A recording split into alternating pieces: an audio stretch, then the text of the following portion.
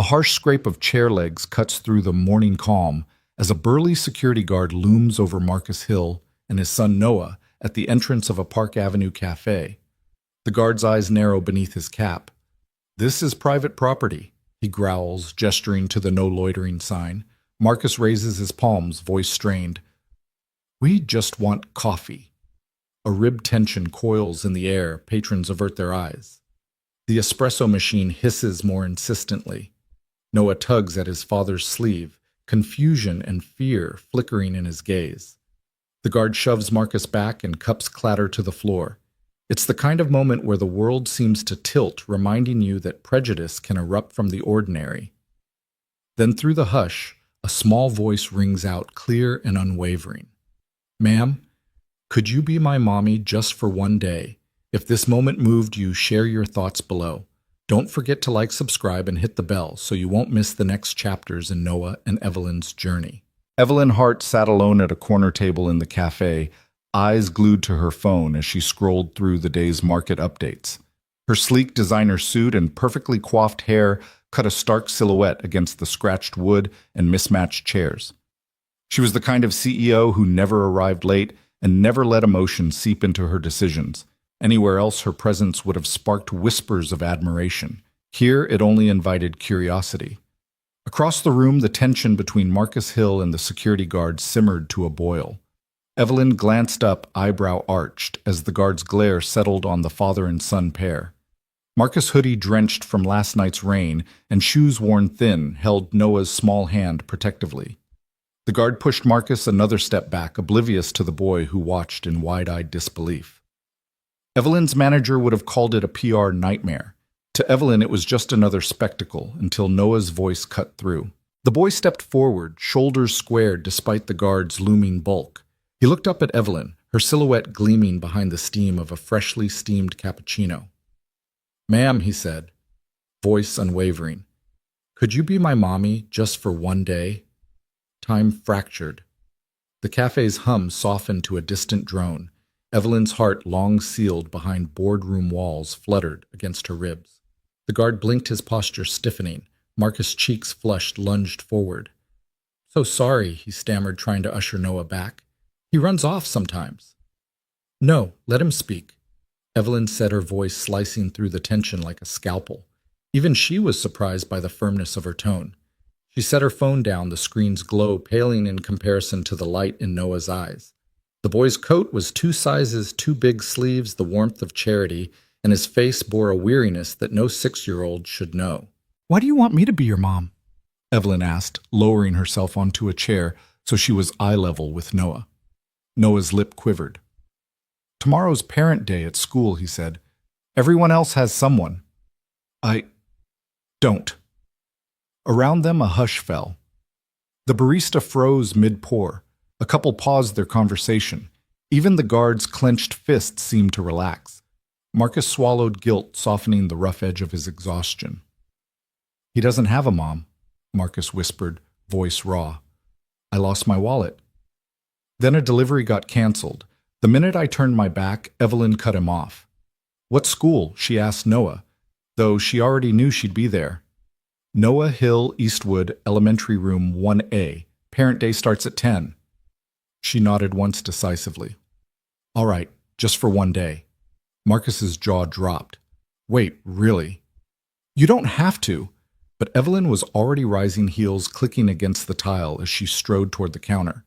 The guard, momentarily disarmed, watched her go. Whispers trailed in her wake. "Isn't that Evelyn Hart?" What just happened? Did she really say yes? Evelyn didn't stop. She paid, collected her to-go cup, and walked out into the drizzle without a backward glance. Her assistant's text buzzed on her phone, board meeting at 11. "Need you." She ignored it. All that mattered were Noah's bright, hopeful eyes, an invitation she couldn't quite refuse. The ride uptown gave her time to think. She traced the outline of Eastwood Elementary in her mind. Red brick walls, chain-link fence, that cracked playground where she'd never dreamed of stepping. Would she know what to do with glitter glue, finger paint, or sing-alongs? Her world revolved around spreadsheets and leverage ratios, not glue sticks and juice boxes. Still, she arrived on time. A sleek navy coat hid her designer labels. A small bouquet of daisies in one hand, a single cupcake in a box in the other. She spotted Noah immediately standing by the gate, scanning each car. When he saw her, his face lit up in a grin so pure it chased away her lingering doubts. "You came!" he exclaimed, launching toward her. Evelyn knelt, offering the cupcake. "I never break a promise," she said softly. He threw his arms around her in a hug that warmed her more than any boardroom victory. Parents and teachers looked on, some shaking their heads, others smiling. "This is my mommy Noah," announced to a cluster of classmates just for today. Evelyn straightened, tucking a strand of hair behind her ear. Her pulse thudded in her throat. She could feel the prickle of cameras, some phones already raised, ready to capture the viral moment. But for now, she wasn't a CEO. She was simply someone who'd shown up. As she followed Noah through the gates, she realized that this day wasn't just about pretending. It was about rediscovering the parts of herself she'd long since buried: kindness, vulnerability, the messy beauty of connection. And though she thought she was here for a single hour, something told her that her life had just begun to change. At that moment, the cafe doors flew open with a gust of cold air and dripping umbrellas. Marcus Hill stumbled inside rainwater dripping from the brim of his cap onto the tile floor. He looked as if he'd just run a marathon uphill, his hoodie plastered to his back pant legs, damp around the ankles, and an overstuffed Instacart bag swinging wildly from one shoulder. His heart hammered in his chest as he caught sight of his son standing with Evelyn Hart, the city's most unapproachable CEO, who had somehow agreed to be mommy for a day. Marcus's first instinct was to grab Noah and run to slip out the back and duck into the drizzle, hoping against hope that no one important had noticed. But he couldn't sanction that. Not now. Not after his little boy mustered the courage to ask a stranger, "No." A stranger as rare as a Northern Lights display to fill the empty space at the other end of his family table. So Marcus halted a few feet away, desperate to catch his breath without drawing too much attention, yet painfully aware of the stares from every other customer. Evelyn looked up, her expression unreadable, but there was no mistaking the sharp focus in her eyes. "Marcus," she said, voice calm but firm. She held Noah's small hand with reassurance, as if pledging her resolve to protect him for the next 8 hours. Marcus winced. "Is it possible to blush when you're soaked through?" and approached with hands raised in an apology. "I'm so sorry," he said, voice ragged. He tried to scoop Noah into his arms, but paused, letting the boy stay where he was. He runs off sometimes, and I just lost my wallet out there. Then the delivery got canceled, and I turned around for a second." His voice wavered. Suddenly, he was the raw nerve of a father who had been balancing too many things for too long. Evelyn's gaze softened just enough that Marcus realized she wasn't scolding him. She simply met his eyes, holding that brief connection steady before she returned her attention to Noah. They were tethered now not by blood or by contract, but by mutual need and an unspoken promise. Noah shifted his weight, thumbs hooked into Evelyn's sleeve. "My school needs a parent at 9:30, not just today, but every day." He whispered more to himself than to the grown-ups. He looked up at Marcus, then back at Evelyn. "I thought maybe you'd help." Marcus swallowed hard.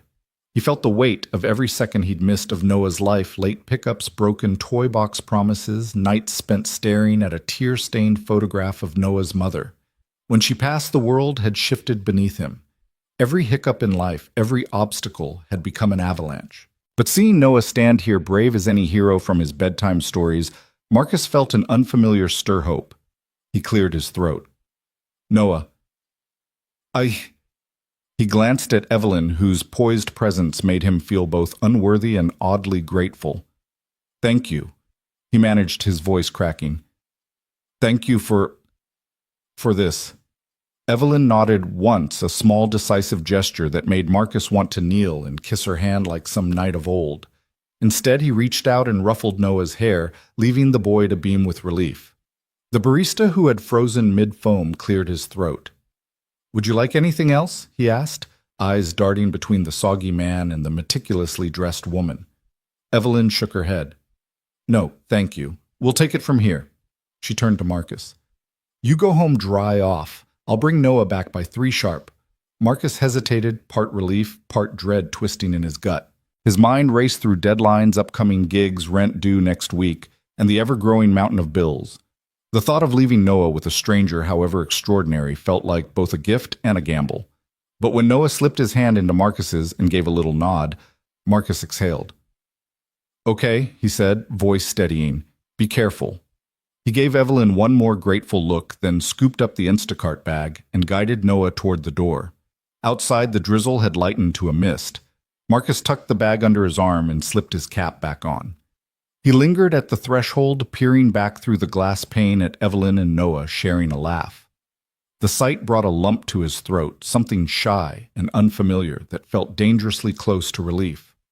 As they walked back to the brownstone, Noah chattered about crayons and glue sticks, already juggling the optimism of childhood with the unshakable confidence of someone who'd found an ally in a boardroom titan. Marcus listened, battered but buoyed. He realized that in asking for help, they'd done more than just salvage one chaos-ridden morning. They'd opened a door to something neither of them knew they needed. At the foot of the stoop, Noah turned. "Thanks, Dad. I knew you'd figure it out." Marcus felt tears sting the corners of his eyes. He nodded, swallowing against a lump of love and guilt and something else, pride. Always, kiddo. Always. Then as they climbed the steps, Marcus glanced at his phone and caught sight of 3 missed calls and a string of urgent texts. Each ping felt like a ticking clock reminding him that the world he ran from outside this brownstone was still waiting, but he pocketed the phone without answering. For once, the beeping could wait. Right now, walking his son to school with the promise of a safe return was triumph enough. Inside the apartment, a radiator rattled in the hall, the hum of old life echoing around them. Shoes were kicked off, backpacks dropped, and Marcus ruffled Noah's hair before sending him off to wash up. He leaned against the hallway wall, taking a moment to let the gravity of that morning settle in. He thought about the cafe, about Evelyn Hart's unexpected kindness, and about how a single question from a 6-year-old had upended both of their lives. That question danced in his mind. Could you be my mommy just for one day? And he realized the answer had already shaped their futures. Marcus closed his eyes and breathed in the musty apartment air filling his lungs. He felt sudden clarity today. He hadn't just fought for coffee or mopped up tears. He'd reclaimed a fragment of his own humanity by allowing grace to step in. The world outside would still judge him by his shoes, his hoodie, and his debt. But Noah saw something deeper. And so did Evelyn Hart. When the front door clicked shut behind him, Marcus didn't rush back into the drizzle. He paused on the landing, listening to the distant chatter of children in the street and the soft hum of the city waking up. He let himself smile a shaky curve of hope. Then he whispered to himself, "Thank you." And as he headed back out into the mist, Marcus Hill carried more than groceries.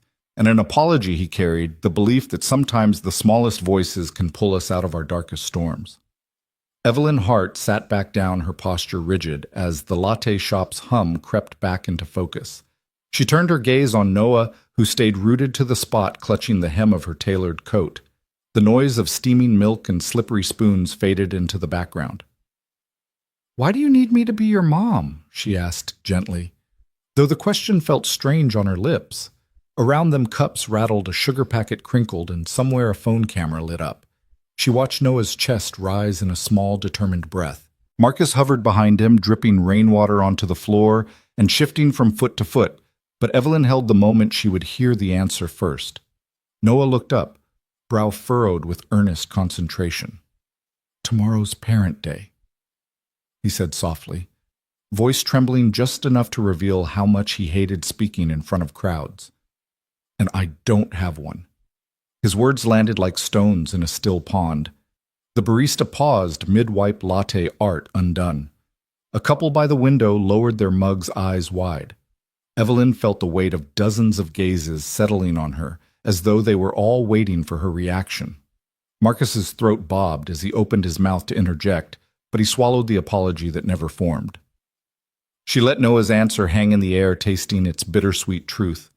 A little boy, faces scrubbed clean of tears, standing in a cafe full of strangers, asking for something that felt impossibly large, yet achingly simple. For a moment, Evelyn imagined herself across the table, a child with no one to hold her hand. She thought of her sister Elise, gone too soon, of the lullabies never sung. The bedtime kisses never placed. That memory coiled in her chest, and her boardroom certainties slipped just enough for impulse to take hold. She looked down at Noah's hopeful eyes and said softly, "Just for a day, kid." The words felt foreign as they passed her lips, yet they carried a gravity she couldn't deny.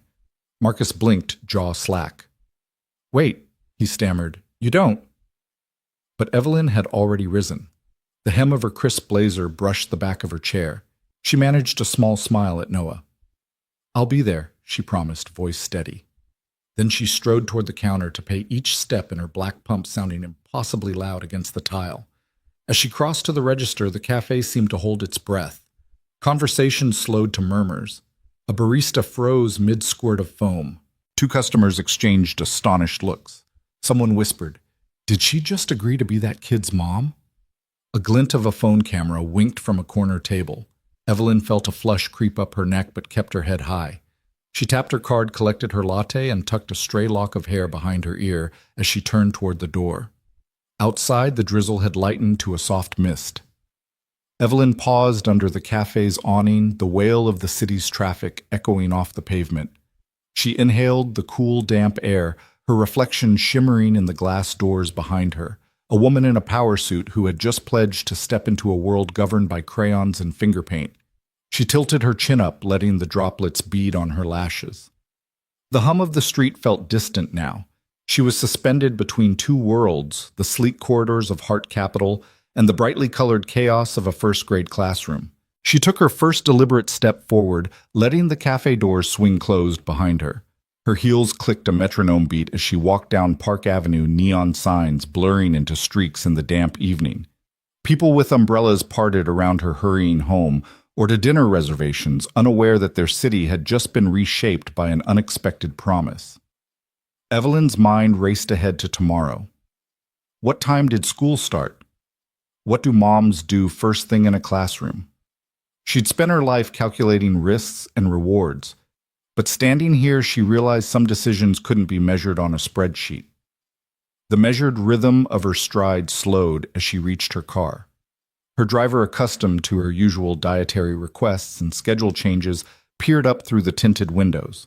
Evelyn lifted a hand in greeting, the latte cup held steady in her other hand. "Take me home," she said. Voice calm, but inside the gears of her mind were clicking. Storybooks, snack schedules, what it meant to hold a 6-year-old's hand all morning. She wondered if she could really do it, if she had the patience, the grace, the openness to step into someone else's family for just one day. As the car pulled away, the cafe's neon sign receded in the rearview mirror. Evelyn pressed her palms to the cool leather seat, leaning back as the city lights streamed past. She closed her eyes briefly, remembering Noah's brave little face and the tremor in his voice. Tomorrow at 10, she would walk through those school doors carrying daisies and a single cupcake, and for a moment she would trade her boardroom for a classroom. The weight of that promise settled in her chest, heavier than any quarterly forecast she'd ever managed. For the first time in years, Evelyn Hart felt something she hadn't anticipated: anticipation itself. It wasn't driven by market trends or fiscal goals. It came from the quiet hope in a child's request and the uncharted territory of belonging. She didn't know if she'd be good at glue sticks or story time, but she had said yes. And now, as the city pulsed around her, she held on to that promise, already counting the hours until tomorrow's dawn. Evelyn Hart crossed the threshold of her penthouse, shrugging out of her tailored coat and kicking off her stiletto heels onto the marble floor. The city stretched beneath her like a sea of fireflies, honking taxis, yellow streetlights. The faint glow of Times Square billboards blurred into constellations. She sank onto the edge of her velvet sofa and reached for the glass of red wine she had abandoned hours ago, its surface still unbroken, still waiting. She swept her satin-clad leg across the coffee table, snatched up the wine, and stared into its depths as if it might offer the answers she couldn't articulate. Her phone buzzed, cutting through the silence. "Evelyn." "You there?" It was Maya, her assistant voice crisp even through the speaker. Evelyn lifted one perfectly arched brow, remembering that she was expected at a board review tomorrow morning. "Yes," she said, tone neutral. "I'm here." Maya hesitated, as if parsing the weight behind Evelyn's one-word reply. "Just checking in. You've got the investors' call at 8 and the board meeting at 11. Are you thinking about the kid?" The question hovered in the air, unexpected. Evelyn didn't respond right away. Instead, she raised the glass to her lips, let the tannins coat her throat. She wondered if Maya could hear the catch in her breath the way Noah's earnest gaze had lodged itself in her mind. "Kid what?" "Kid," she finally said, voice smooth, practiced. But even as she spoke, she felt the truth slip through her control. Maya didn't press further. She simply sighed. "All right. Remember, you promised to be at the school at 10 sharp. Cars booked for 8:30. I'll send over your schedule in 5. Click. The call ended, leaving Evelyn alone with the echo of that question and an untouched glass of wine. She set the glass on the low table and rose, pacing the length of the living room. Her heels, now bare soles, clicked on the hardwood. She crossed to the floor-to-ceiling windows and pressed her forehead against the cool glass. The rain-kissed streets shimmered below, and somewhere sirens wailed. The world felt both impossibly vast and suffocatingly small as she thought of tomorrow's Parent Day ceremony, an entire classroom waiting to welcome a stranger into its midst, a child trusting her with something far bigger than a cupcake or a parent's badge. The memory surfaced unbidden, her sister Elise's laughter spilling through a sunlit kitchen newborn, tucked in her arms, her face radiant with a joy Evelyn had envied. Then the change, the way Elise's smile dimmed when the baby cried at night, how she shut the door on her own sorrow. How Evelyn, buried in negotiations and conference calls, didn't hear the sobs muffled behind the bedroom wall until it was too late. She remembered the smell of antiseptic the day she found Elise in the hospital corridor, eyes glassy, clutching nothing but emptiness. The doctor's words echoed in her mind, postpartum depression. Very severe. And the funeral that followed, silent like a snowfall, leaving holes in everyone's life. Evelyn pressed her palm against the glass, as if she could slide through it and rewrite the past. She had built her empire on discipline and distance, on mastering every landscape except her own heart. She had buried Elise's memories behind deal documents and investment portfolios, convinced that emotional vulnerability was a liability. But now a 6-year-old boy's plea had cracked that armor, revealing the raw place where regret and longing still thrummed. She turned away from the window and strode to the bar cart, pouring herself a second glass. The red wine caught the lamplight as she raised it to her lips. She inhaled its oak and berry notes, letting the warmth spread through her chest, softening the edges she'd sharpened for so long. She thought of Noah's trembling voice and Marcus's weary apology. They had offered her a doorway into a world she'd left behind, and she'd opened it without a second thought. Evelyn sank to the floor, leaning back against the sofa. She picked up her phone and scrolled through the evening's messages, until she found a photo she'd snapped earlier of Noah's hopeful face. She hadn't meant to save it. It lingered in her camera roll like a secret. Now she pressed her thumb against the screen, watching his bright eyes flicker in the glow. She typed a message to Maya, "I need glitter glue. Also remind me what time the pickup is tomorrow." Then she deleted it, realizing it sounded ridiculous. Instead, she typed, "All set for tomorrow at 10. I'll be there." Sent. Her phone buzzed again, a confirmation from a florist about daisies for the office. Evelyn sighed, recalling the small bouquet she'd scouted before leaving the cafe, a handful of white daisies with cheerful green stems. She shook her head. Even that action felt like a departure from her usual meticulous planning. Daisies. What kind of mother for a day carried daisies into a first-grade classroom? A sudden wave of fatigue swept over her. She stood, walked to the bedroom, and shed the last of her formality. The silk blouse, the jeweled earrings, leaving only the dress she'd chosen for tomorrow, hanging neatly in her wardrobe. She slipped out of her skirt and blouse, folding them with reverence she couldn't quite explain. Then, barefoot on the plush carpet, she curled up on the bed, pulling a cashmere throw around her legs. The room was quiet, save for the distant hum of highway traffic and the occasional drip from the bathroom faucet. Evelyn closed her eyes, willing herself to rest, but sleep felt elusive. Her mind circled back to Elise's hospital room, to the hush of the funeral chapel, to the brittle ache that had never entirely healed. She realized that her life had been a perpetual balancing act, corporate conquests on one hand, personal devastation on the other, and she'd always known which side to conceal. But tomorrow she would cross that boundary. She would sit on a tiny blue rug with a room full of giggling children accept cupcakes smeared with frosting, and read a picture book in a voice that was anything but polished. She would stick her fingers into glitter glue, listen to finger puppets squeak, and be someone's mommy without guarantee of a paycheck or a contract. A single tear slipped down her cheek. She brushed it away, impatient with her own vulnerability. Evelyn Hart, iron-willed CEO of Hart Capital, didn't cry in penthouses. She made decisions signed off on millions and commanded respect. Yet here she was, undone by a 6-year-old's yearning and a ghost she'd never truly laid to rest. Her phone lit up once more, a reminder of her 8:30 car. Evelyn sighed and pushed herself into a seated position, placing both feet on the floor. She reached beneath her pillow and pulled out a small silver locket. Inside was a faded photograph of her sister and her niece smiling on a summer afternoon. She traced the glass with her fingertip and whispered, "I'll make it right, tomorrow." Then she closed the locket and slipped it into her evening clutch. Standing in the dim glow of her bedside lamp, Evelyn smoothed her nightgown and walked back to the living room.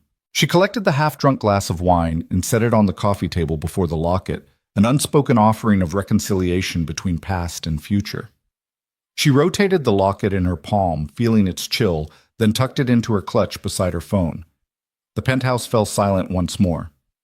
Evelyn pulled the throw tighter, took a steadying breath, and closed her eyes. In the hush, she heard the echo of Noah's voice, just for a day, and she understood that promises could reshape a life, that stepping through a classroom door might crack open the parts of her she thought were long gone. She let the dark cloak her fears and drifted towards sleep, the city lights dimming behind her closed eyelids. For the first time in years, Evelyn Hart felt something unknown, something uncalculable and unguarded. And as she finally surrendered to the night, she held fast to the hope that tomorrow, her cracked armor might just become a bridge. Evelyn eased out of the Range Rover under the low canopy of Eastwood Elementary bouquet of daisies cradled in one arm, cupcake box balanced in the other. The driver's door closed with a soft click, and she took a steadying breath before stepping onto the cracked concrete. The morning sun glinted off her polished pumps as she tucked stray hairs behind her ear, smoothing the lapel of her navy blazer. Around her, parents and children hustled through the metal gates, backpacks, coffee cups, strollers, and sneakers, all mingling in a kaleidoscope of everyday life. Evelyn felt the world shift beneath her high heels. No boardroom, no glass towers, just a red brick schoolhouse and 6-year-old Noah Hill waiting inside. She carried her daisies and cupcake up the short flight of steps, the petals bright against her tailored sleeve. A pair of teachers in casual cardigans greeted her with warm smiles. Miss Lopez, whose laminated badge read 1A, and Ms. Patel, who was arranging fruit skewers on a folding table. "Good morning, Ms. Hart," Miss Lopez said, guiding Evelyn through the doorway into a world of linoleum floors and colorful bulletin boards. The air smelled of crayons and chalk dust, of warmed-up glue and powdered donuts, and for the first time in years, Evelyn inhaled without calculation. Inside room 1A, 40 pairs of curious eyes lifted toward her, and a hush rippled through the small desks arranged in a semicircle. Tiny coats hung on hooks by the door water bottles lined a windowsill, and a hand-drawn banner above the whiteboard proclaimed, "Welcome Parents," in splotchy letters. Evelyn's pulse ticked up as she realized she was the parent. She placed her daisies on a side table next to the snack trays and set the cupcake carefully beside them. Then she crouched to Noah's level, her designer suit awkward against the child-sized chairs, and whispered, "Are you ready?" He nodded, eyebrows dancing with excitement, and she let him lead her to a spot on the rainbow-hued rug. The morning began with glue sticks and glitter. Each child had a paper heart to decorate for Parent Day, and Evelyn's heart stuttered as she peeled the protective cap from a tube of glue. She squeezed too hard. A ribbon of glue arced across her fingers, sticky and gleaming. A boy beside her giggled and offered to help, his freckled hand patting the glue gently. She managed a small smile, flattening her heart onto the construction paper and shaking iridescent glitter over it until it sparkled like confetti. Her knees complained at the cramped angle, but she ignored the ache watching Noah's face light up as she draped his heart with glitter too. He leaned in close, brushing his nose against hers in gratitude, and all the boardroom power plays felt as distant as echoes. Next came the sing-along. The wheels on the bus echoed through the classroom in unsteady rounds. Children rose to their feet, dancing in place, clapping hands and swaying. Evelyn hesitated. She had no rhythm, no sense for childhood melodies, but when Noah's small hand slipped into hers, she let herself sway. Her voice was tentative at first, too refined, but as she joined the chorus, it softened into something warm and unguarded. She noticed a child venturing mommy into the chorus, another mimicking the hand motions. Laughter bubbled up in her chest. For a moment, she closed her eyes and surrendered to the simple joy of it. After singing, the teacher invited everyone to share a snack. Evelyn watched Noah's classmates beam as they bit into mini muffins and fruit cups. When it was her turn, she set the cupcake on Noah's desk and whispered, "Here." He erupted into a grin and offered half to her. She hesitated, no nutrition label to inspect, but accepted a bite, letting the sweetness linger. The other kids leaned in, curious about her elegant appearance, the faint scent of vanilla, and something richer that trailed behind her. One shy girl asked, "Do you like cupcakes?" "Mommy?" Evelyn laughed genuinely and nodded. "I do." The girl's smile split her face in a way that made Evelyn's chest tighten with unexpected warmth. At story time, the class gathered around Miss Lopez, but she waved Evelyn forward. A hush fell as Evelyn opened the picture book Super Dads and Magical Moms. Her voice trembled on the first sentences, too formal, too well practiced. But as the story unfolded of heroic parents and clever children, her tone grew playful, punctuated by giggles and gasps from the little audience. Noah settled beside her, his head against her arm. She glanced down to see the pure contentment on his face and felt a tug in her heart she hadn't known was missing. When she finished the last page, the children begged for more. Evelyn raised her eyebrows in mock dismay, then relented with a grin, flipping back to a funny scene that sent the room into fits of laughter. By mid-morning, the classroom transformed into a carnival of finger puppets and paper airplanes.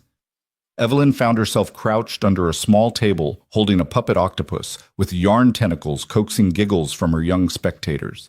She was covered in flecks of paint and glue, her hands streaked with neon blue and pink, but she hardly noticed. Each time Noah ran to show her a new creation, calling, "Look, Mommy!" Her spirit soared. She'd never been a mother, not in the biological sense, but today she was someone's whole world. As the clock neared 10:45, the energy began to shift toward quiet reflection. Miss Lopez ushered everyone back to their seats for a final group photo, parents and children huddled in front of the colorful bulletin board. Evelyn felt a flutter as they posed her in a sea of turtlenecks and jeans, her heels peeking out beneath her skirt, a single daisy tucked behind her ear. Noah squeezed her hand and she leaned in, pressing her cheek to his. The camera's flash seemed to capture more than an image. It froze the moment that had rewritten her day and perhaps her life. When the bell rang, the parents gathered by the door, exchanging polite nods and congratulations. Someone patted Evelyn's back. "You're a natural," a mother said, eyes bright. Evelyn laughed, tucking a stray petal behind her ear. She realized she didn't want to leave. She gathered her things, empty glue sticks, a smudged paper heart, and knelt once more by Noah. "I had a wonderful time," she said, voice soft. His grin lit the hallway brighter than any boardroom victory ever had. As they walked back toward the Range Rover hand in hand, the school's chatter faded behind them. Evelyn felt the gravel under her pumps, the city air bracing and real. She looked down at Noah. His face flushed with excitement, and in that instant she knew that something fundamental had shifted. She had come for just one day to pretend to fill a role and left with something far more solid. The weight of meeting minutes and quarterly forecasts pressed lightly in her bag, overshadowed by the fluttering truth in her chest. She belonged here in this imperfect, glitter-streaked world, and for the first time she felt truly grounded. After the glitter glue settled and half the class had devoured their cupcakes, Miss Lopez swept her gaze across the room and smiled at Evelyn. "Would you like to read to us?" she asked, holding up a brightly colored storybook. Super Dads and Magical Moms. Evelyn's breath hitched. She had never been called on outside of a boardroom. Standing, she smoothed the front of her skirt, aware of every eye on her, every small pair of feet kicking excited anticipation into the carpet. She perched on the edge of the circle rug, legs folded awkwardly beneath her. The book felt foreign in her hands, its cover glossy and cheerful, a cartoon father in a cape, a mother waving a magic wand over giggling children. Evelyn cleared her throat, her tone clicking into place like a polished keynote, precise, controlled, unflinching. Today's story, she began voice crisp, is about parents who do extraordinary things for their kids. She turned the first page and the class leaned in so far their noses nearly touched the illustrations. As she read her words, rode high on careful enunciation. Once upon a time, there was a dad who built a rocket ship in his garage so his daughter could touch the stars. The children giggled at her formal phrasing, their heads cocked like curious songbirds. Evelyn glanced down at Noah, perched beside her on a tiny chair, legs swinging. He was watching her intently, chin propped on one fist, his bright eyes reflecting the cartoon sprites dancing across the page. She moved through the story, page by page, her cadence measured. When Supermom sprinkled stardust on her children, Evelyn's voice remained businesslike until she noticed a small boy tugging at her sleeve wide-eyed in wonder. She cleared her throat, rectified her posture, and pressed on. Somewhere in the middle, she fumbled a line her voice caught on an unfamiliar word, and her cheeks warmed. A ripple of sympathy laughter rose among the children, not unkindly, just surprised to see their guest stumble. And then she felt it, a soft weight nestling against her side. Noah had shifted, curling his legs beneath him and letting his head rest on her shoulder. She hesitated, paused mid-sentence. The storybook lay open in her lap, words frozen like a paused presentation. Noah's breath was steady, even. His lashes fluttered, and his voice barely louder than a breath murmured, "You smell like cookies." The classroom stilled. Crayons rolled to a stop. Two girls froze over their coloring pages. Miss Lopez leaned forward, hands folded, watching Evelyn's reaction. For a moment, Evelyn's world shrank to the warmth of a small boy's head against her arm, the faint sweetness of his hair pressed close to her. The boardroom ceased to exist. Her carefully rehearsed narrative dissolved, replaced by something deeper and richer, the simple truth of a child's trust. The next words tumbled from her lips without thought. Soft, genuine, real. "That's because I baked some last night," she said, her voice catching. She lifted her hand to brush a stray curl from Noah's forehead, then cleared her throat and found the page she'd left off. But the story about rocket ships and magical spells no longer mattered as it had before. What mattered was this moment of shared warmth, this improbable closeness between a CEO who'd commanded boardrooms and a 6-year-old boy in need of a mother's comfort. She resumed reading, but her cadence shifted, the edges smoothing into gentle curves. And so Superdad and Magical Mom took their children on grand adventures, laughing under moonlit skies. She paused at the word laughing, smiled down at Noah's half-dreaming face, and let her lips curve into a true grin. The illustrations seemed brighter now, the colors richer. As the story unfolded, the other children relaxed. They leaned into her words, eyes shining. When she described the parents building sandcastles on the beach and sharing cozy bedtime stories. She paused again, meeting her small audience's gaze. Evelyn noticed how they mirrored her expressions, wide-eyed at the thrill of adventure, quiet at the hushed moments of love. She felt herself swept along by their engagement, her heart quickening with an unfamiliar flutter of belonging. Noah shifted, rubbing his cheek against her arm. His breathing deepened into the slow rhythm of sleep. Evelyn closed the book softly, finger tracing the edge of the final page. The room was hushed, each child perched at the edge of imagination. She raised her eyes and found Marcus standing quietly at the door, watching. His face was lined with relief and something like awe. She gave a small nod, a silent promise not to break this moment. Miss Lopez helped collect the storybook, and as she passed behind Evelyn, she whispered, "Thank you. That was beautiful." Evelyn's cheeks warmed again, but this time with something like pride. She rose, brushing the creases from her skirt. One by one, the children approached, pressing their little thank yous into her palms, offering crumpled drawings of stick-figure families under rainbows. She accepted each one with careful attention, memorizing the scrawled names at the bottom. "Thank you, Emily. Thank you, Jackson. Thank you, Ava." When the last drawing slipped into her hand, she realized her fingers were sticky with the remnants of glitter glue and crayon wax. She licked a speck off her fingertip, a mischievous grin tugging at her lips. In the corporate world, she would have ordered an assistant to handle such mess and likely scrubbed the evidence from the furniture. Here she traced the ridges of a child's handprint in pink and green, marveling at the care each child had taken to share a piece of themselves. Marcus stepped forward then, as if on cue. He bent to scoop up Noah, who yawned and stretched in his father's arms. Noah's hair was mussed, his shirt stained with a smudge of crayon on the collar, and yet in his half-dream he looked perfect. Evelyn felt an unexpected pang, an ache she barely recognized as she watched Marcus cradle their son. She took a deep breath, steadying herself. "He did great," she said quietly, voice soft with admiration. Her eyes met Marcus's, and in that brief exchange she glimpsed the depth of his gratitude, the weight of his silent struggles. He nodded, eyes moist, and bowed his head slightly in acknowledgement. No one stirred to leave. The room felt too suspended in gentle reverie. Finally, a small voice piped up. "Timmy," his eyes huge behind his glasses, "can you come back and read to us again?" He wriggled out of his chair and tugged at Evelyn's sleeve. Evelyn crouched to his level, tucking the loose end of her blazer behind her. "I'd like that," she said, eyes warm. She looked around the classroom, the handprints on the walls, the tiny backpacks lined like soldiers along the cubbies, the half-finished hearts taped to the bulletin board. "I'd like that very much."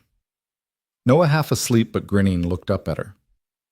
"You're my favorite, Mommy," he mumbled, voice sleepy. Her chest tightened. She knelt beside him, brushing a thumb across his cheek. "And you're my favorite son," she whispered back.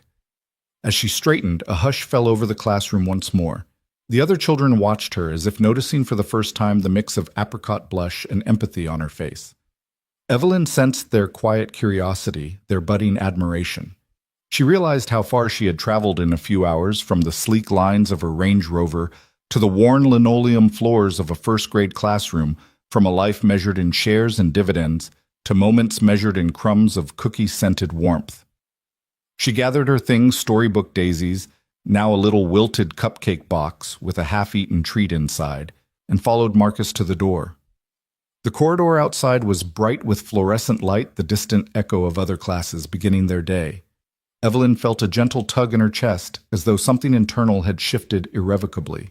As she and Marcus stepped into the hallway, Noah's soft breathing against his father's shoulder became her new soundtrack. Evelyn inhaled deeply and realized with a clarity she hadn't known she sought how starved she'd been for authenticity, for laughter uncalculated, for small hands pressed trustingly in hers, for the unvarnished connection of story time. In the boardroom she had commanded attention. Here she had given her heart away freely and without guarantee. For the first time in years, Evelyn Hart felt whole. In that softened smile, in the warmth of a story shared, she found something more precious than any quarterly gain, the pure, unguarded joy of something real. They stepped out of room 1A into the bright hallway, the din of recess echoing behind them, children's shouts and sneakers scraping on linoleum. Marcus guided Noah by the hand toward the row of lockers, but paused halfway, leaning against a pale blue wall. His chest rose and fell in a slow tremor.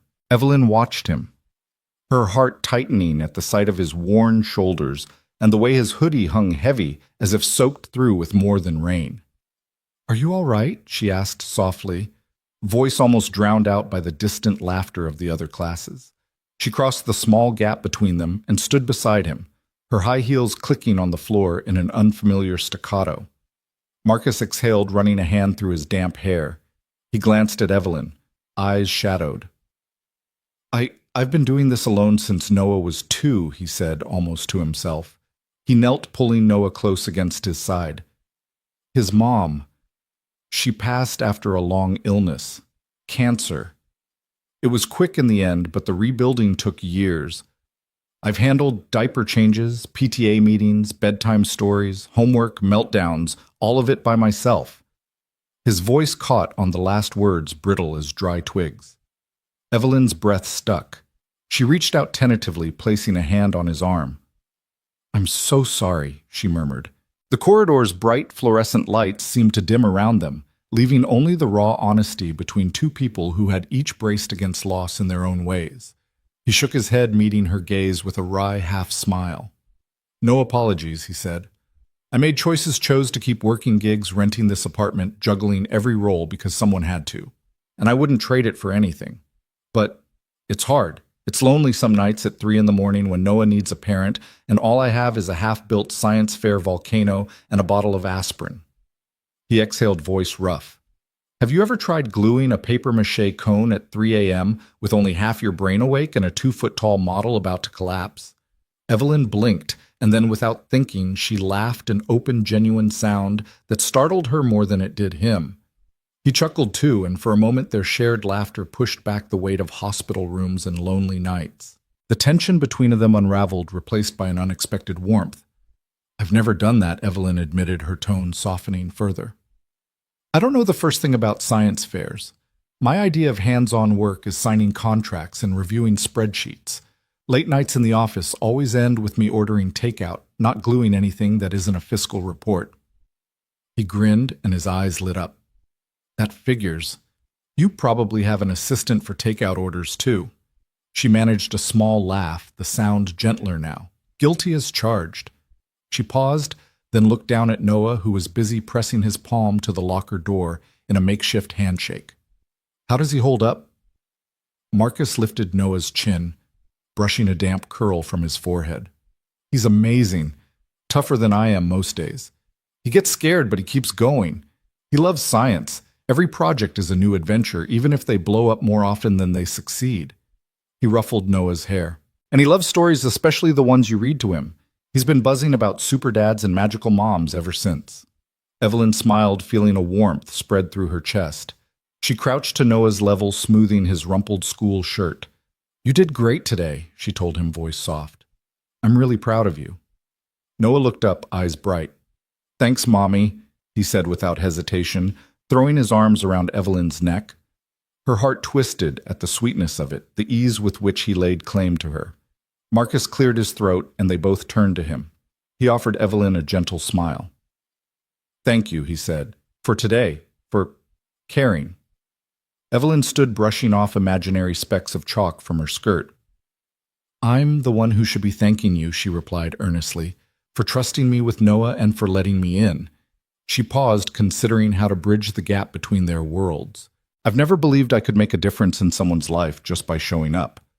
But today, she trailed off, searching for the right words. Today I felt useful, needed. It's more powerful than any boardroom accolade. Marcus nodded, his gaze drifting to the sea of young students now filing back into the classrooms. That's what he needs, Marcus said, voice low. Consistency. Someone who shows up, even when life's messy. He gave Evelyn a knowing look. You showed up. A soft smile spread across Evelyn's face. I think I'd like to keep showing up, she admitted. The words felt both terrifying and liberating as they hung in the corridor's air. Noah, sensing their solemn moment, looked between them. Then he said with the fierce confidence of a child who believes anything is possible, I want to be strong like Daddy and smart like you. He grinned, pride shining in his eyes. Evelyn's chest tightened so suddenly she thought she might not breathe. She met Marcus's eyes, seeing mirrored in his expression the same surge of hope and something deeper relief that the child they shared care for had found stability in their unexpected partnership. Marcus scooped Noah into his arms, and the boy wrapped his legs around his father's waist. He's always been strong, Marcus said, voice thick with emotion. He just needed someone to remind him. Evelyn stepped closer, hesitating only for a heartbeat before placing a hand on Marcus's shoulder. And he has that thanks to both of us, she said softly. They stood together in the corridor, a tableau of a man and a woman bonded by the fierce love of a child. Around them, normal school life resumed, the bustle of teachers, the clip-clop of children's shoes, distant laughter and chatter. But in that moment they existed in their own world, forged from honesty and vulnerability. Evelyn took a steadying breath, leaning her back against the cool hallway wall. The corporate armor she'd worn for years felt unnecessary here, melting away under the glow of shared understanding. She glanced at the scuffed linoleum floors, the bright posters on the walls, and realized that her empire of glass and steel had never offered anything as real as this, an imperfect but genuine connection. No glue guns at 3 a.m. Marcus teased gently, nodding toward her coat pocket, where the child-safe scissors and a handful of glitter still peeked out. Evelyn laughed again, a soft, rich sound that echoed off the lockers. No glue guns, she agreed. But I'll learn if I have to. Marcus's lips curved in a tender smile. We'll make a crafter out of you yet. Evelyn glanced down at Noah's sleeping face in his father's arms. A fierce protectiveness blossomed within her. No more distance, no more walls. She would show up unflinchingly. She would be messy and tired and vulnerable, and maybe that was the point. She straightened, smoothing the front of her skirt and tucking a loose strand of hair behind her ear. Let's get him home, she said, nodding toward the exit doors. I'm ready to tackle dinner volcano glue and all. Marcus chuckled, shifting Noah in his arms. Sounds like a plan. Together they walked down the hallway side by side, the sounds of the school day rising around them once more. In their wake, the glow of newfound trust and the promise of a makeshift family lingered like the fading notes of a shared song, an anthem of hope stitched from the everyday courage of simply showing up. Evelyn woke early the next morning with an odd flutter in her chest, as if a routine she hadn't noticed was quietly unfolding. She checked her phone. No urgent messages from the office, no investor emails marked urgent. Instead, there was a text from Miss Lopez. Noah jumped right into the art project today. Thanks again for the book. Evelyn slipped into a soft cashmere sweater and jeans, a conscious choice to blend in rather than stand out. She gathered the picture book she'd bought the night before The Adventures of Luna, the Space Cat, and placed it in a paper bag with a handwritten note for Noah from Ms. Hart. The Range Rover waited outside her townhouse as usual, tinted windows reflecting the gray dawn light. Evelyn hesitated, then texted her driver. Actually, just drop me at the subway station. I'll meet you later. She locked the door, leaving behind the world of leather portfolios and stainless steel coffee tumblers. A few blocks away, she slipped onto the M train, clutching her book. The city humming around her, a mosaic of early commute professionals, yawning teenagers, and a man kneeling to tie his toddler's shoelaces on a folding seat. Evelyn inhaled the aroma of newspaper ink and hot coffee, letting herself relax for the first time in days. She emerged in Brooklyn and walked the last few blocks to Marcus's walk-up building, its fire escape a black zigzag against weathered brick. At the bottom of the stoop, she paused, smoothing her silk scarf and reminding herself why she was here. She climbed the steps 2 at a time, knocked and stepped back. No answer. She pressed her ear to the door, hearing muffled giggles and the soft thunk of a book landing on a table. She smiled, slipped the picture book inside through the mail slot, and scuttled down the stairs before anyone could spot her. Later that morning, during Noah's recess, Evelyn found herself hovering just beyond the chain-link fence. The playground rang with shouts and the scrape of sneakers. Children zigzagged between swings and jungle gyms. She tucked her sunglasses into her pocket. Noah had noticed yesterday that she usually wore them, and he'd grinned knowingly. Without her usual shield, she felt exposed, but happier for it. She kept low, leaning against a lamppost and reading the dedication she'd written. May Luna's adventures inspire you to dream big. The cool spring breeze stirred her hair, and she watched Noah sprint toward her on the other side of the fence, arms pumping, face flushed with joy. He waved wildly, and she returned his grin, blowing him an exaggerated kiss. He replied with a thumbs up before hurrying back to his friends. By midday, Evelyn began to recognize the quiet rhythm of Marcus's block, the corner bodega, where an elderly man in a stained apron stocked the potato chips. The deli window, where a neon buy one get one sign flickered. The metal gate of the community garden down the road. She found herself edging into the bodega, ostensibly to choose a bottle of water, but really to loiter in the cereal aisle, comparing instant mac and cheese brands of all things. She squinted at the price tags and ingredient lists as if they were annual reports, and the clerk gave her a sideways glance. "Can I help you find something, ma'am?" he asked. Evelyn looked up, startled. "Oh no, I'm just looking," she said, forcing a laugh. She picked up a box of the cheap neon orange kind. I'm doing a taste test with my son." The clerk raised an eyebrow but said nothing more and walked away.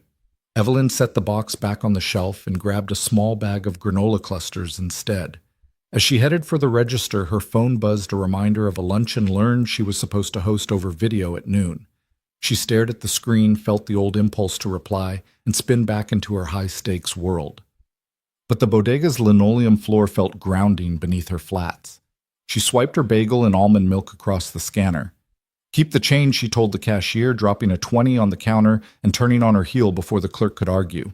That afternoon, when Evelyn's driver finally collected her at the usual time, she climbed into the back seat holding a half-empty paper bag. He eyed her curiously in the rear-view mirror. "Back so soon, Ms. Hart," he ventured. She smiled, tucking the bag beside her. "Needed some fresh air," she said. The car rumbled back toward Manhattan, but Evelyn stared out at the passing buildings, feeling that her world was expanding in ways she hadn't anticipated. Over the next few days, these small trespasses became her secret routine. She'd drop off a new picture book, The Little Inventor's Workshop, The Girl Who Loved Dinosaurs, each time with a different note.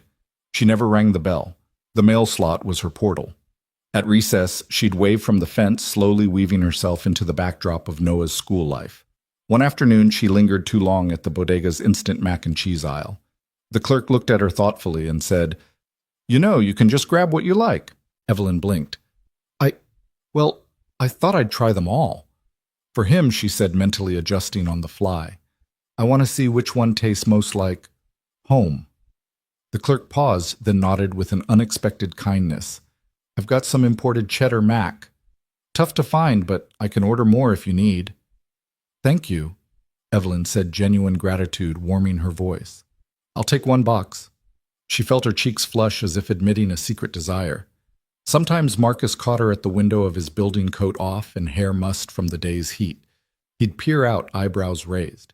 Billionaire grocery stocking now, he teased one afternoon, catching her selecting a different flavor. His tone was light, but his eyes held an affectionate challenge. Evelyn laughed, rolling the box in her hands. "In my defense, you never know which orange cheese dust will win a 6-year-old's heart." Marcus shook his head, a grin tugging at his lips. "You're ridiculous." Then, seeing her earnest expression, he added quietly, "And I'm grateful." Each encounter chipped away at the polished veneer she wore. The grandeur of the high-rise boardroom felt hollow compared to the warmth of these small exchanges. She discovered that she looked forward to the feel of peach-scented almond milk, the hum of children playing the worn linoleum under her shoes. Mundane details that somehow grounded her in a life that mattered. One evening, after a rare cancellation of her typical string of meetings, Evelyn found herself on the stoop of Marcus's building again. She carried a bag of granola and a cold water bottle, intending to say hello, maybe peek in at Noah, practicing his reading. The door swung open before she could knock, and there stood Marcus, looking surprised. "You're full of surprises," he said. He stepped aside and let her in. The hallway smelled faintly of laundry soap and homemade pizza, the evidence of another father-son evening improvised and real. Evelyn hesitated, then handed him the granola. "For after school," she said, voice slightly breathless. Marcus studied her for a heartbeat, then nodded, tucking the bag under his arm. "Thanks. Come on in." Inside Noah's room was a colorful jumble of toy rockets, dinosaur models, and half-completed Lego creations. He looked up from his desk where he was tracing constellations in a notebook. When he saw Evelyn, his face lit up. "You came back!" he exclaimed, rushing over. He hugged her fiercely, and she laughed, surprised by how natural it felt. "I brought snacks," she said, ruffling his hair. "Granola." He bounced on his toes. "Great Daddy says it's my brain food." He darted back to his desk to pack a handful into a little metal tin. Evelyn settled into the small wooden chair, the one scarred by crayon marks and sticker residue. Marcus perched on the bed edge, watching them. The apartment was modest, a threadbare rug, mismatched cushions, a single radiator humming in the corner, but it felt more like home than any of her penthouse rooms ever had. As Noah chatted about his latest science project, an erupting volcano built with baking soda and vinegar, Evelyn found herself offering suggestions. "What if you use baking powder? It might fizz more." It was the first time she'd volunteered advice outside of strategy sessions and profit margins. Noah's eyes widened. He nodded vigorously and scribbled down her idea. Marcus caught Evelyn's eye and raised an eyebrow.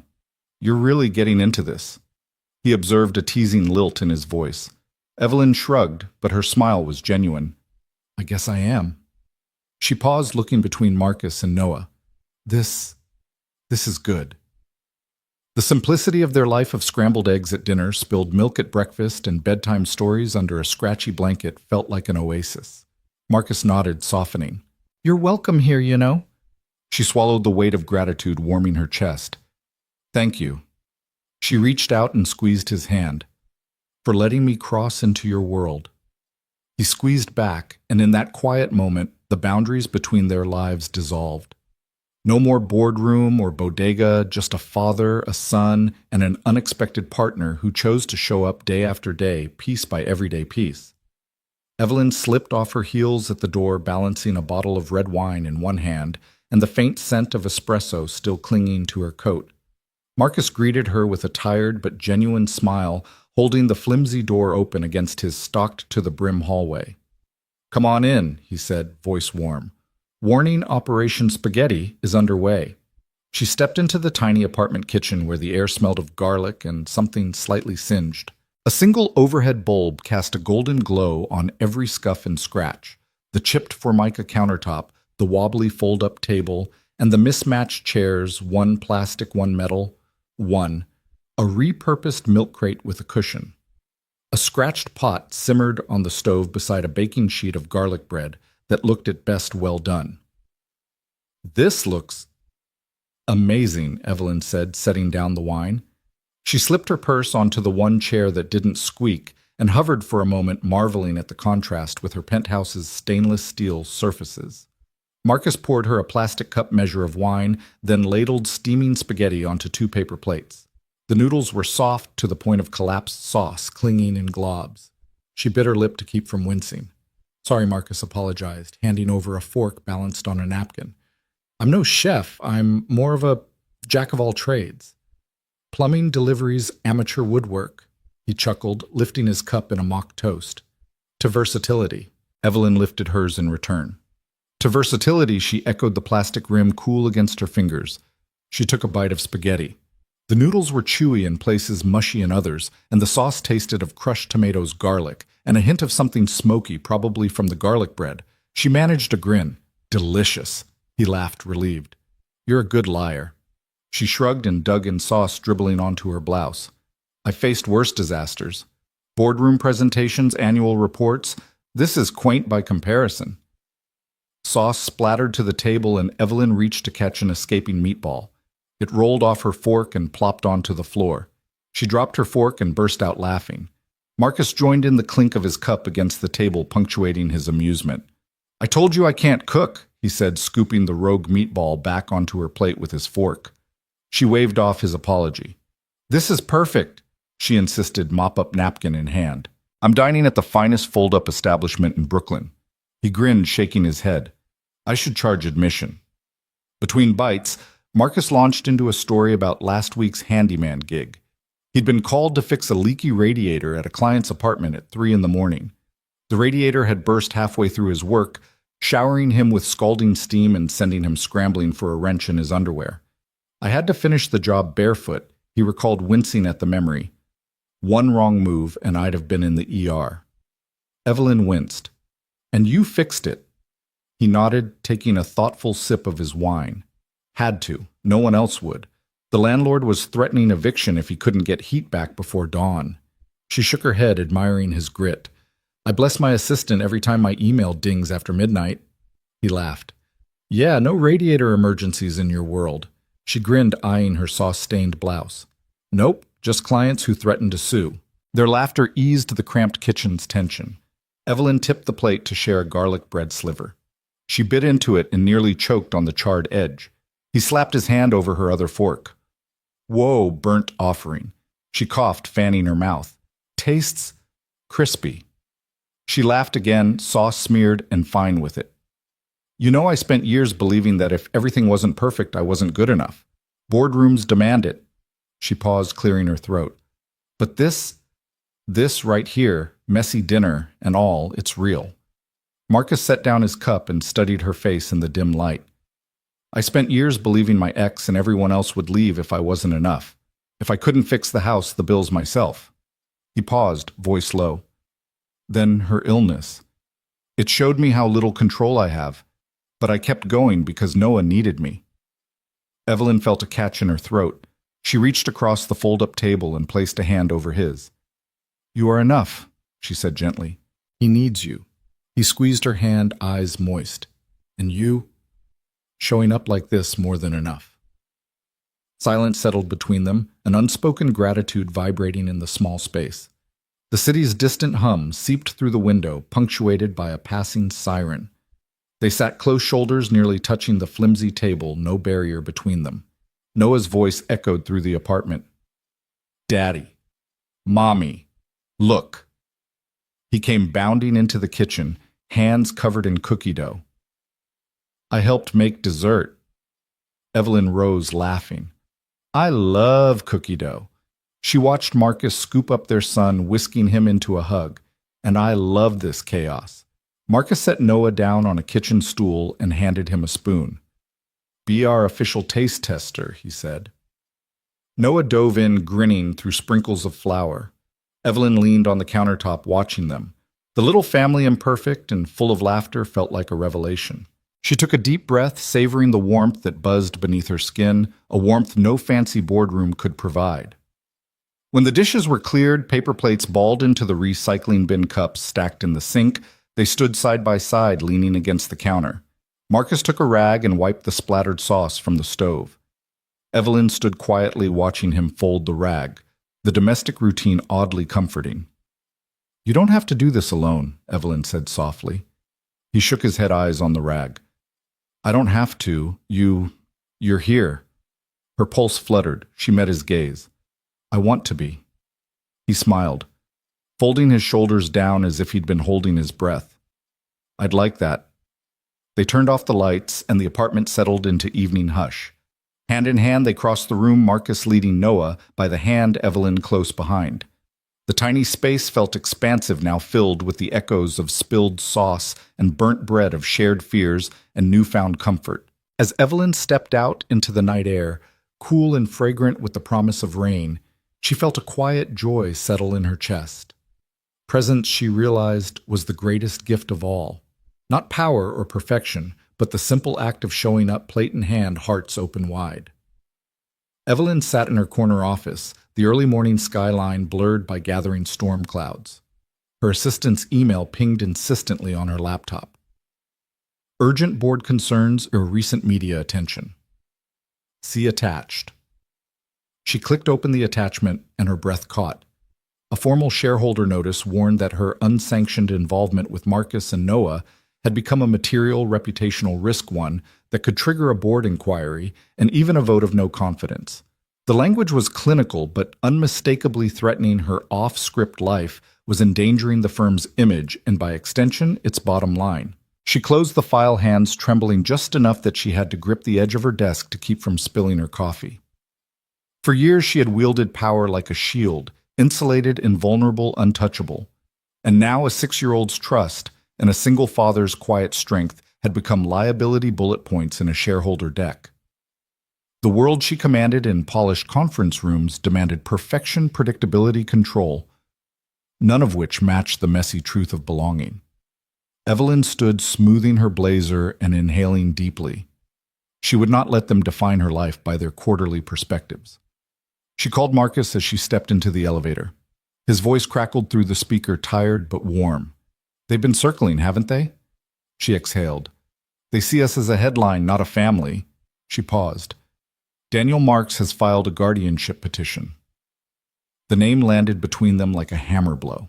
Daniel, Noah's uncle, long estranged, claimed that Marcus's financial instability and her undue influence threatened the boy's welfare. He demanded sole legal guardianship. Silence. Then Marcus's shaky breath. So we're going to court, he asked. We're protecting what we've built, she said firmly. I'll be there with you. They met that afternoon in Marcus's living room, the fold-up table still tucked against the wall like a relic of happier chaos. Noah was with a neighbor's babysitter, and Evelyn poured 2 glasses of wine from the bottle he'd left on the counter. The label was almost gone, a forgivable casualty of dinner, and the cork lay on a coaster beside her. She watched Marcus cradle the glass knuckles white. We'll hire a custody attorney, she said, voice steady.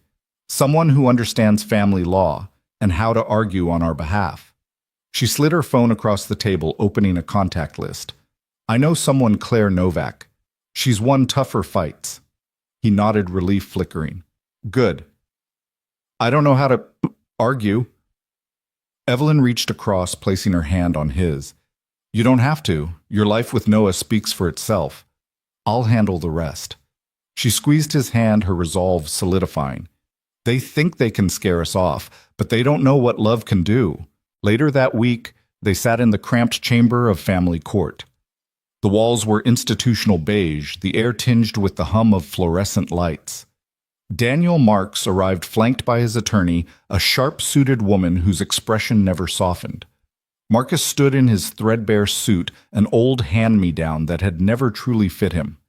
Evelyn stood beside him in a charcoal dress, her posture unyielding. The judge, silver-haired and weary, peered over his glasses. This petition alleges Mr. Hill is unfit to serve as Noah Hill's guardian due to financial instability and lack of a stable home. It also suggests Ms. Hart's involvement may constitute undue influence. Mr. Marks, you may proceed. Daniel's lawyer rose, voice smooth as oil. Your Honor, Mr. Hill's devotion is unquestionable, but he is a gig worker at best, no benefits, no security, no degree. He rents a 2-bedroom walk-up with leaky radiators. His income fluctuates unpredictably. My client, as Noah's blood uncle, seeks to ensure a future untethered from such instability. Ms. Hart's role, while benevolent, raises serious questions about corporate interference in private family matters. Across the room, Evelyn felt Marcus stiffen. She met his eye and offered a small nod. This was where her voice would matter most. When the lawyer sat, Evelyn stood. The courtroom hushed. Your Honor, she began, voice echoing against the high ceiling. I understand the concerns about stability, but stability is not measured in square footage or bank statements. It's measured in presence and devotion. Marcus Hill has shown up for his son every single day since his wife passed. He has fixed leaky pipes at 2 a.m, juggled 3 jobs to pay rent, and never once allowed Noah to feel alone. She paused, scanning the gallery. Daniel's furrowed brow, Noah clutching his babysitter's hand from the back bench. Marcus's hopeful gaze. I am a CEO, yes, but I did not sign up for this role to play dress-up. Every moment I spend with Noah is genuine. I bake the cookies myself. I've learned to navigate homework, to sniff out burnt garlic bread, to coax laughter out of a boy who has known too much loss. If love and commitment are liabilities, then we must redefine value. If devotion is a risk, then so be it. Daniel's attorney bristled but could not look away. Evelyn continued, softer now, her voice shaking just a fraction. My company survives on human trust, clients, investors, employees. I am not risking their confidence for a publicity stunt. I am investing my humanity in a child who needed someone to believe in him.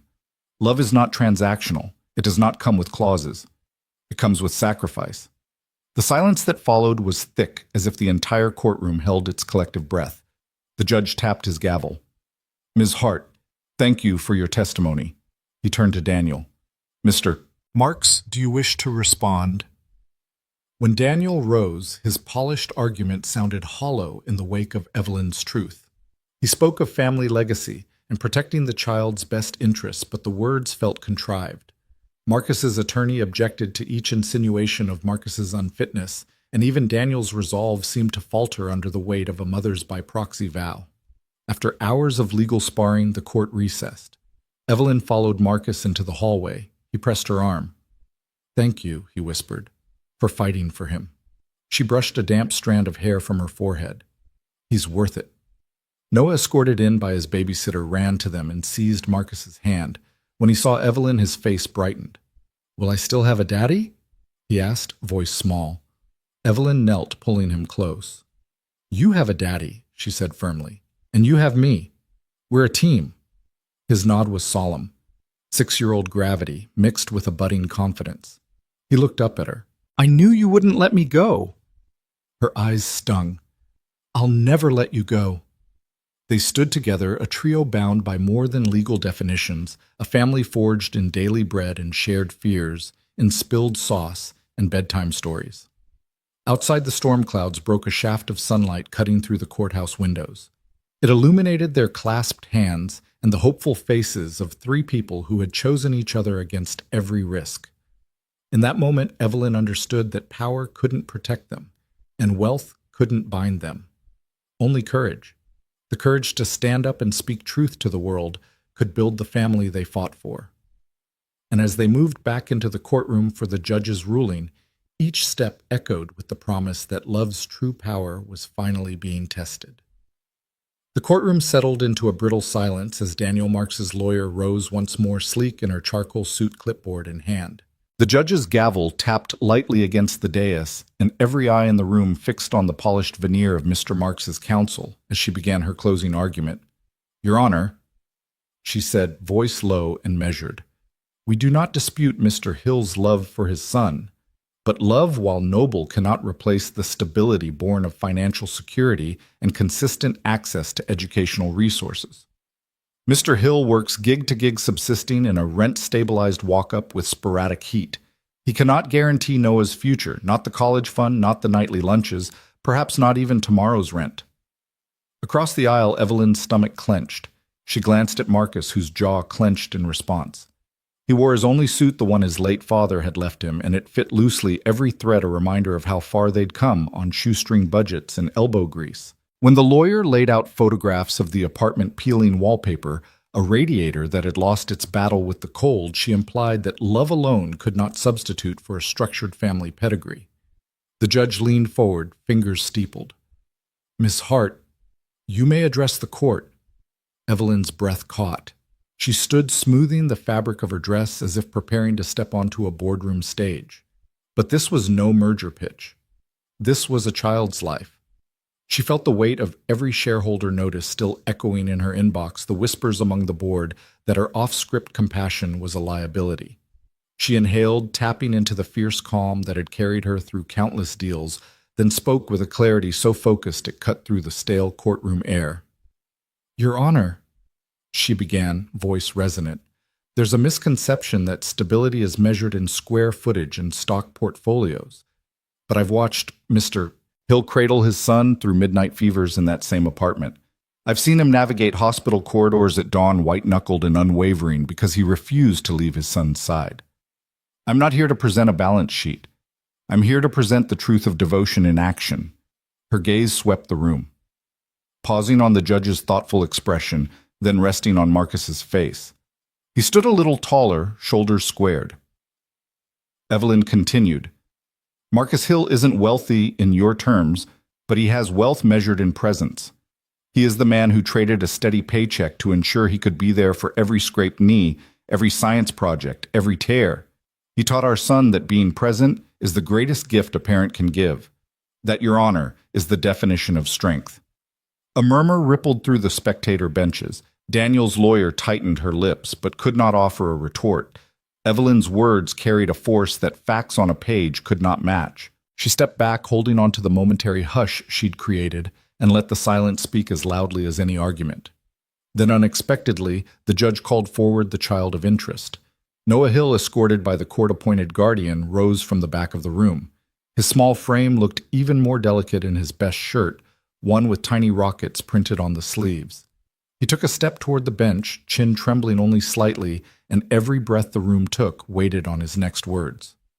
"My name is Noah," he began, voice surprisingly steady, issuing across the room like a quiet gale. "And I already have a dad." His eyes found Marcus's, bright with conviction, then flicked to Evelyn. "And I pick him." He paused, took a deep breath. "And I pick her too." That declaration hung in the air, an unassailable truth. Marcus's attorney closed her mouth in awe. Daniel Marks's lawyer pressed her fists into her sides, stifling an objection. The judge tapped his gavel gently, allowing the gravity of a 6-year-old's choices to sink in before he spoke. "Based on the evidence and the clearly expressed preference of the child, the petition for guardianship is denied," he said, voice firm.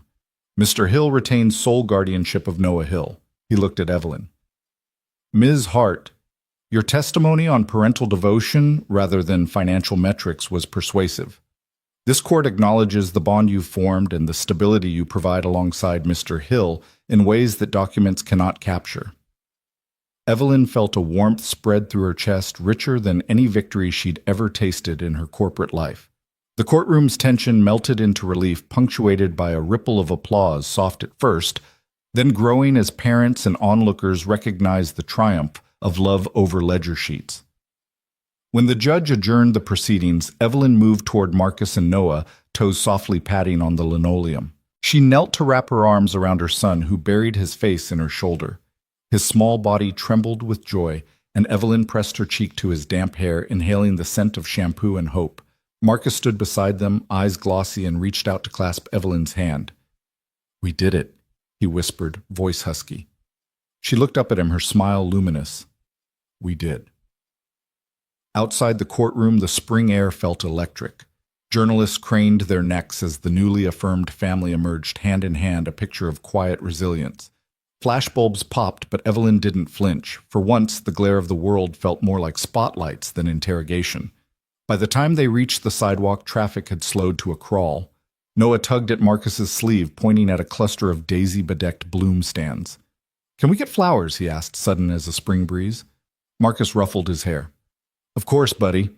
Evelyn slipped an arm around Marcus's waist. "Freedom tastes sweeter than any merger and acquisition victory," she said, voice soft with triumph. He nodded, brushing a kiss to her temple.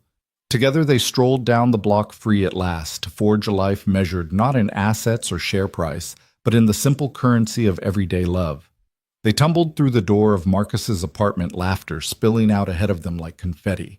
Noah, still clutching his paper crown, bounded across the threadbare rug and flopped onto the worn couch legs, splayed in triumphant abandon. Evelyn kicked off her flats, sliding her feet beneath her, and Marcus dropped 2 crumpled pizza boxes onto the fold-up table. The savory scent of pepperoni and cheese filled the tiny room, mingling with the faint hum of the radiator in the corner. "Pizza celebration," Noah declared, scooping up a slice with sauce-slick fingers. He pressed the paper crown deeper onto his head. "For winning the big fight," Evelyn smiled, smoothing sauce from his cheek with the tip of her thumb. "A victory feast, then." She poured soda into plastic cups, handing one to Marcus and one to herself. The cheap fizz bubbled fiercely, chasing away every trace of courtroom tension. As they ate, Marcus leaned back against the radiator, eyes bright. "We did this?" he said, voice hushed, as though saying it any louder might break the fragile magic of the moment. Evelyn nodded, tucking a stray lock of hair behind her ear. "We did." She folded her napkin and cleared her throat. "And I have some news." She drew a breath, feeling the weight of both excitement and trepidation. "I'm stepping back from day-to-day operations at Hart Capital." Marcus choked on his soda. "What? You can't be serious." She laughed softly, reaching across the table to squeeze his hand. "I am. I've decided to launch the Second Chance Foundation. It'll focus on families exactly like ours, those overlooked, under-resourced, but brimming with love and potential." Noah's mouth fell open in mid-chew. "Like us. Exactly like us." Evelyn said, a tender smile lighting her eyes. "Helping single parents find stability, funding, after-school programs, providing legal support when things get tough." She looked at Marcus, watching the relief and hope flood his face. "I want to give back what we received, someone believing in us." Marcus stood, sweeping aside the empty pizza boxes. He retrieved a stack of paper crowns and perched one jauntily on his own head. "Then let's toast to new beginnings." They raised their cups' plastic rims pressed to shining eyes and drank deeply. The laughter returned stronger than before, wrapping them in the promise that home was not where you came from, but where you chose to stay. Weeks later, the modest offices of the Second Chance Foundation buzzed with activity. Evelyn strode through hallways painted in soft blue, meeting smiling caseworkers and volunteers who greeted her like an old friend. Family portraits decorated the walls, children in crayon portraits, single parents in headshot frames. Each image a reminder of the mission she'd set out to fulfill. Marcus joined her, guiding a small tour group through a resource library where shelves overflowed with children's books and legal pamphlets. Noah darted ahead, clutching a clipboard as if he were a junior director, beaming every time someone acknowledged his help. They'd rented a corner storefront in a neighborhood halfway between Evelyn's penthouse and Marcus's brownstone. It was just big enough for desks, a small play area, and a kitchenette that served free coffee to parents in crisis. But the warmth inside those walls was enough to eclipse any skyscraper's glare. Evelyn sometimes paused in the hallway, closing her eyes to savor the sound of children's laughter and quiet conversations about housing vouchers or scholarship applications. Each time she felt the steady conviction that she'd found purpose beyond profit margins. One afternoon, Marcus returned from a meeting with a group of single fathers, his face animated. He found Evelyn in the play area gluing construction paper stars onto a poster that read, "Welcome Families." "They want to host a weekend woodworking class for kids," he announced, waving a flyer. "I told them you'd be thrilled." She set her glue aside and hugged him, absolutely thrilled. They stood together watching Noah help a younger boy thread beads on a string. The boy's mother glanced over, gratitude shining in her eyes. In that moment, Evelyn felt something settle deep in her chest, the knowledge that love and commitment had rippled outward, creating space for others to belong. Months passed. The sun warmed the city earlier each day, coaxing blooms from windowsills and sparkles from the East River.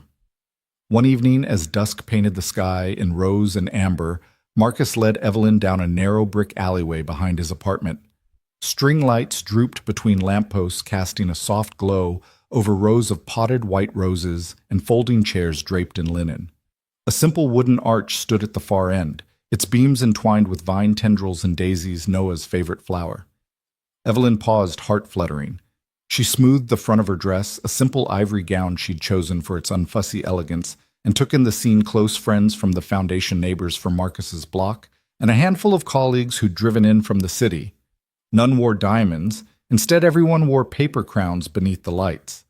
Noah stood at a small wooden podium, his earnest expression magnified by the lantern glow. Marcus slipped an arm around Evelyn's waist, leaning his forehead against hers. "Are you ready?" he murmured, voice low. She exhaled, hand finding his. "I am." Noah cleared his throat, raising his small clipboard. "Welcome, everyone," he began, voice crisp with childlike resolve. "We're here to celebrate something important, 3 people choosing each other.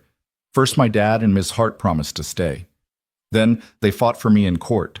And now they're going to promise again, but this time for always." He swallowed, glanced at his father, then smiled. "So let's make it official. Does anyone object?" The laughter that followed was light and joyous, and when no objections rose, Noah stepped aside, allowing Marcus and Evelyn to stand beneath the arch, hands clasped. Marcus looked at Evelyn, eyes shimmering. "Evelyn Hart," he began, voice steady with emotion. "From the day you walked into that cafe, you changed our lives. You showed me that love can be a choice, and that choosing each other is the greatest act of courage." He reached into his jacket and produced a simple silver band. "I vow to show up for every scraped knee, every burnt garlic bread, and every midnight worry. I choose you always." Evelyn's eyes glistened. She pressed her thumb to the ring, then slid it onto his finger. "Marcus Hill," she said, voice warm and unwavering. "You taught me that presence outweighs perfection. That belonging comes from shared moments, messy or magnificent. Today, in front of our family, I vow to choose you and Noah every day to build our imperfect home on trust and kindness. Forever, not just for a day." As they slipped the rings onto each other's fingers, Noah marched forward with a flourish, producing a tiny velvet box containing his own officiant's crown, a paper cutout he'd decorated with glitter. He placed it on Evelyn's head with ceremonial care, then bowed to the assembled guests as if he alone had executed the grandest act of the evening. Under the string lights, Marcus gathered Evelyn into his arms and kissed her with the gentle certainty of a promise fulfilled. The gathered smiles and applause felt like the warmest spotlight, but Evelyn only had eyes for the 2 people she loved most, her son, who beamed up at them, and her husband, whose hand in hers was stronger than any merger agreement she'd ever signed. Afterward, they danced barefoot on the flagstone, laughter mingling with soft music from a nearby speaker. Paper crowns bobbed through the crowd as children and grown-ups twirled together, collars loosened and sleeves rolled up. Pizza arrived from Marcus's favorite corner pizzeria, followed by a modest cake from the bodega down the street. Every bite, every smile, every imperfect moment felt like a treasure more precious than any boardroom victory. As night deepened, the lanterns glowed brighter, and Evelyn realized that the life she'd forged, woven from courtroom battles, glitter glue mornings, and takeout dinners, was the real empire she'd been building all along. It wasn't made of steel or glass, but of moments chosen, risks taken, and love renewed. And there, beneath the gentle hum of the city and the soft rustle of leaves, they found their forever not anchored by contracts or conditions, but by the simple, unbreakable vow to stay.